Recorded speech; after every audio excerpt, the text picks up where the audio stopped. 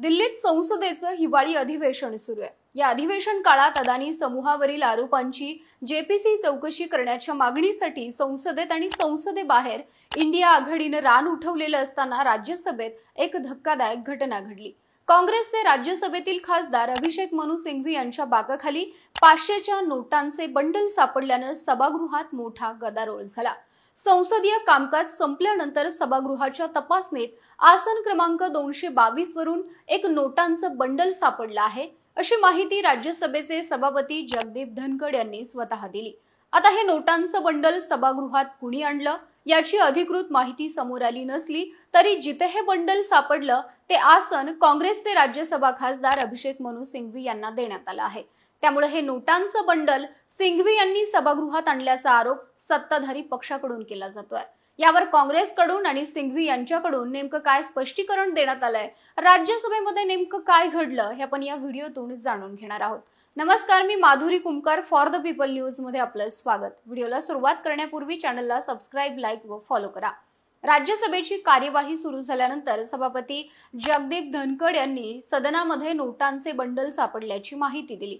गुरुवारी राज्यसभेची कार्यवाही स्थगित झाल्यानंतर सीट नंबर 222 जवळ 500 रुपयांच्या नोटांचे बंडल सापडल्याची माहिती सुरक्षा अधिकाऱ्यांना दिली। ही सीट काँग्रेसचे तेलंगणाचे राज्यसभेचे खासदार अभिषेक मनू सिंघवी यांची असून नियमानुसार याबाबतच्या चौकशीचे आदेश देण्यात आले आहेत, असं राज्यसभेचे सभापती जगदीप धनखड यांनी सांगितलं। त्यानंतर राज्यसभेमध्ये गोंधळ सुरू झाला।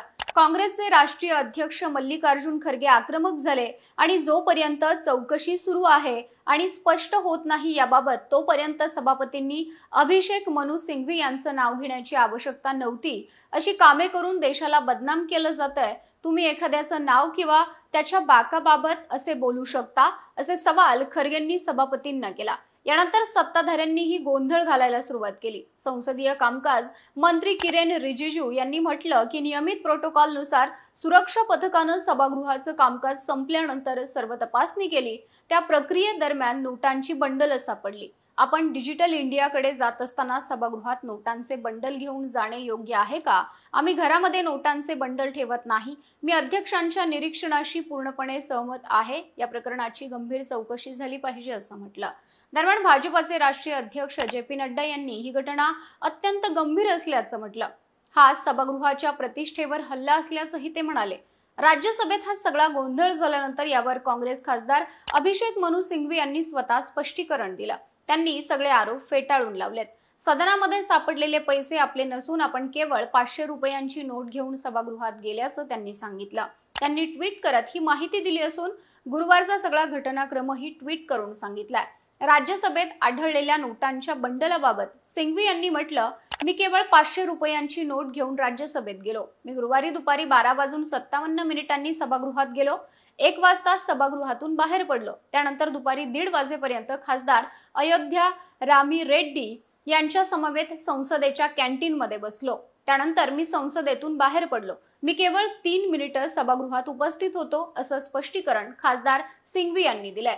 दरम्यान या प्रकरणाची चौकशी सुरू आहे। संसदेत असा प्रकार घडणं ही निंदनीय बाब आहे। यासह सभागृहातील सुरक्षेचा प्रश्न देखील ऐरणीवर आलाय। आता या प्रकरणी आणखी काय माहिती समोर येतेय हे पाहणं महत्त्वाचं असेल। तुम्हाला राज्यसभेत घडलेल्या या प्रकरणाविषयी काय वाटतं? तुमचं मत कमेंट करून सांगा। व्हिडिओ आवडल्यास लाईक करा आणि फॉर द पीपलला सबस्क्राइब, फॉलो करायला विसरू नका।